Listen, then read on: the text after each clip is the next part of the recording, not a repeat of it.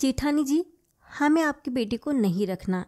अपना बेटा आप खुद ही संभालिए। भाभी, अब आप ही संभालिए अपने बेटे को, मैं इसे नहीं संभाल सकती। मेरे पास अपने बच्चे हैं, मैं उनकी देखभाल करूंगी या इसकी देखभाल करूंगी? शोभना उस 5 साल के मोहित को उसकी मम्मी दिव्या को सौंपते हुए बोली। छोटी बहू, ऐसा व्यवहार तो मत करो छोटे बच्चे के साथ। जब तुम्हें ज़रूरत थी तब तो तुम इसे अपना बेटा बनाकर ले गई थी, तब तो तुम अपनी जेठानी के पांव पड़ गई थी, और आज जब खुद एक बेटे की माँ बन गई हो तो इसे वापस छोड़कर जा रही हो। भगवान से डरो, क्या बीतेगी इस छोटे से बच्चे के दिल पर? सास सुमति जी ने कहा। मुझे इन सब बातों से कोई लेना देना नहीं अम्मा। ये भैया भाभी की संतान है तो भैया भाभी ही रखे इसे। मैं और जिम्मेदारी नहीं उठा सकता इसकी। मेरी भी बच्चे हैं, मुझे उनका भी देखना है। शहर में रहकर खर्चे उठाना इतना आसान नहीं होता। अब की बार छोटा बेटा रमन बोला। पर भैया जी, हम भी तो शहर में ही रह रहे हैं। ये तो गलत बात है ना। जब इसका जन्म हुआ था तब तो आप इसे अपना बेटा बनाकर ले गए थे, और अब इसे वापस मेरे पास छोड़कर जा रहे हो। मैं क्या जवाब दूंगी अपने बाकी के तीनों बच्चों को कि चाचा चाची अपने बेटे को यहाँ क्यों छोड़कर गए हैं? अब की बार भाभी दिव्या बोली। अब इसमें जवाब क्या देना है भाभी?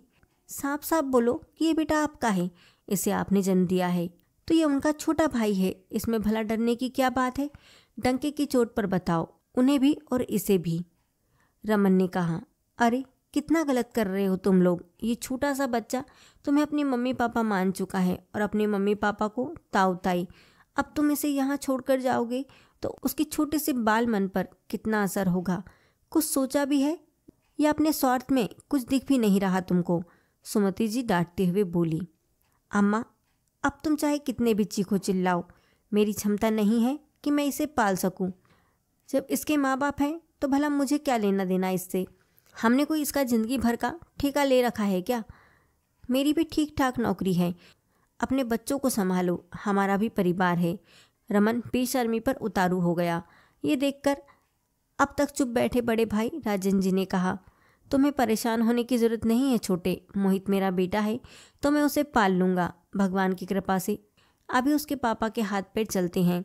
भगवान ने मुझे संतान दी है तो उसे पालने की हिम्मत भी दी है। तुम यहाँ से अपने परिवार को लेकर जा सकते हो। आखिर जब राजन जी ने कह दिया तो रमन अपनी पत्नी और दोनों बच्चों के साथ अपने घर रवाना होने लगा। लेकिन ये क्या, जैसे ही वो रवाना होने लगा, मोहित रोता हुआ रमन से जाकर लिपट गया। पापा, मैं भी आपके साथ जाऊंगा, मुझे छोड़कर मत जाओ। लेकिन रमन तो इतना कठोर दिल निकला कि उस छोटे से मोहित को एक तरफ धकेलकर अपनी 2 साल की बेटी को गोद में लेकर वहाँ से रवाना हो गया। जब शोभना अपने 5 महीने के बेटे को लेकर बाहर रवाना होने लगी तो मोहित उससे जाकर लिपट गया और रोते हुए बोला, मम्मी मैं भी चलूँगा, मम्मी मैं भी चलूँगा। शोभना उसे अपने से छुड़ाने की कोशिश करने लगी। ये देखकर सबकी आंखों में आंसू आ गए, पर शोभना चिढ़ते हुए दिव्या से बोली, भाभी संभालो अपने बेटे को। दिख नहीं रहा आपको कि मेरी गोदी में बच्चा है? कहीं आपका बेटा मेरे बेटे को ना गिरा दे। यह सुनकर दिव्या मोहित के पास आई और उसे जबरदस्ती शोभना से छुड़ाते हुए अपनी गोद में ले लिया। ताई जी मुझे जाने दो, ताई जी मुझे मेरी मम्मी के साथ जाने दो। मोहित जोर जोर से रोता जाए और दिव्या से गुहार करते जाए। ये देखकर भी शोभना बिल्कुल भी नहीं रुकी और अपने बेटे को लेकर वहाँ से रवाना हो गई। पर उस बच्चे का चीखना चिल्लाना जारी रहा। वो नहीं है तेरी मम्मी, मैं हूँ तेरी मम्मी। सुना ना तुमने क्या कह रही थी वो? दिव्या रोते हुए मोहित से बोली। ये बच्चा है, उसे समझ नहीं आएगा, सुमित जी बोली तो दिव्या जैसे तैसे चुप करने लगी। काफ़ी देर तक हर कोई उसे मनाने की कोशिश करता रहा। ये तो दिव्या की 13 साल की बेटी टीना समझदार थी, जो इन हालात को समझ रही थी। वो जैसे तैसे मोहित को अपने साथ बहला फुसला कर ले गई।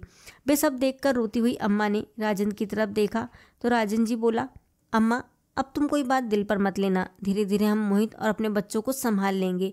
और फिर टीना भी तो साथ है, वो अपने बाकी भाई बहनों को अच्छे से संभाल लेगी। बस आप तो थोड़ा मोहित का खास ध्यान रखना, उसके बाल मन पर गलत प्रभाव पड़ सकता है। फिर वो दिव्या से बोला, दिव्या जाओ, आज मोहित की पसंद का कुछ अच्छा सा बना लो। अभी तो इसे इन्हीं सब बातों से बहलाना पड़ेगा, थोड़ा टाइम लगेगा लेकिन समझ जाएगा। राजन की बात मानकर दिव्या रसोई में चली गई और सोचने लगी पुरानी बातों को। जब शोभना और रमन की शादी को 4 साल हो गए थे, लेकिन दोनों की कोई संतान नहीं थी। घर में हालांकि उन्हें कोई कुछ नहीं कहता था, लेकिन आस पड़ोस के लोग, आने जाने वाले लोग तो टोक ही देते थे। इसलिए रमन और शोभना परेशान रहते थे। सारे मेडिकल टेस्ट भी करवा लिए, लेकिन कोई कमी भी नहीं थी।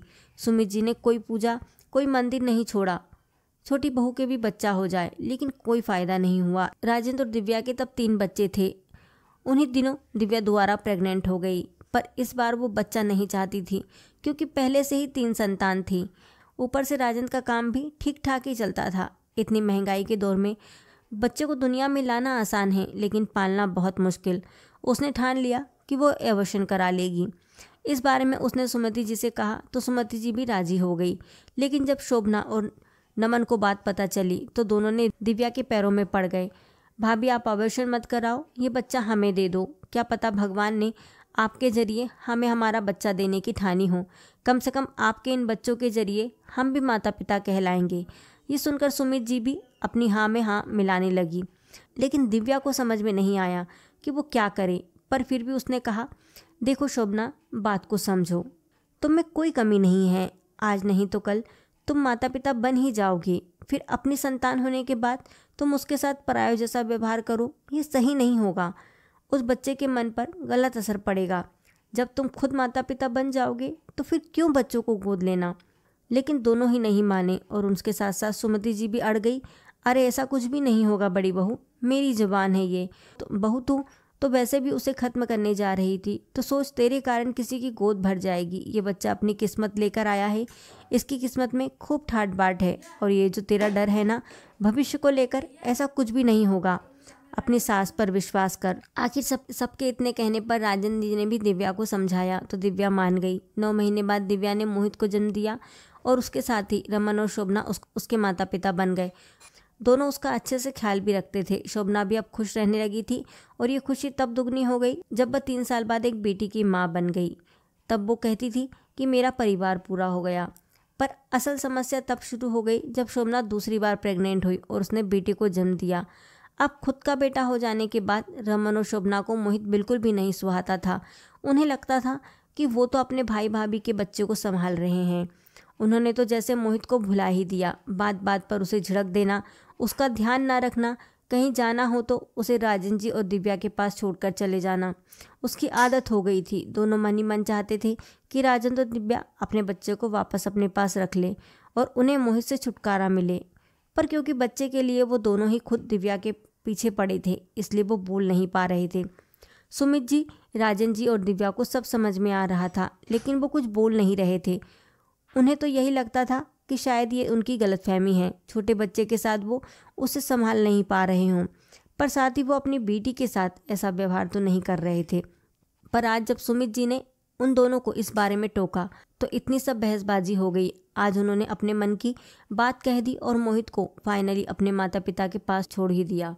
खैर, राजन जी और दिव्या जी उसके माता पिता थे, अपने बच्चों को यूं तो अकेला नहीं छोड़ सकते। शुरू शुरू में मोहित और परिवार वालों को काफ़ी परेशानी हुई। उस छोटे से बच्चे का मन ये मानने को तैयार नहीं था कि जिसके साथ वो शुरू से रह रहा था वो उसके माता पिता नहीं बल्कि चाचा चाची थे। मोहित को इस तरह परेशान देखकर सुमित जी की आंखों में भी आंसू आ जाते। आखिर अब किस मुंह से जवाब दे जब छोटे बेटे बहू ने मान ही नहीं रखा। लेकिन फिर भी दिव्या और राजन ने कभी उससे शिकायत नहीं की। आखिर कुछ दिन या यूँ कहें कि कुछ महीने लगे, लेकिन मोहित धीरे धीरे संभल गया। राजन और दिव्या उसके माता पिता हैं, इस सच्चाई को उसने मान भी लिया। अपने भाई बहनों के साथ वो बहुत खुश रहता, पर अब वो रमन और शोभना के सामने आना भी नहीं चाहता था। अब उन लोगों का राजन और दिव्या से व्यवहार भी पहले जैसा नहीं था। लेकिन समय का चक्र देखो, अब राजन का व्यवसाय काफ़ी अच्छा चल रहा था। सारे बच्चे शहर में बड़े बड़े स्कूल में पढ़ रहे थे, घर में नौकर चाकर काम कर रहे थे। अब कभी रमन और शोभना सुमित जी से मिलते तो सुमित जी डंके की चोट पर उनसे कहती, तुम अपने दिल पर बोझ मत लो बेटा, मैंने कहा था ना कि ये बच्चा अपनी किस्मत लेकर आया है। इसकी किस्मत में ठाट बाट लिखे हैं जो ये लौटकर अपने माता पिता के पास आ गया और इसके आते ही इसके माता पिता का व्यवसाय चल निकला। बाकी कुछ लोग किस्मत लेकर आते हैं और उनकी बात सुनकर दोनों पति पत्नी अपना सा मुंह लेकर रह जाते हैं।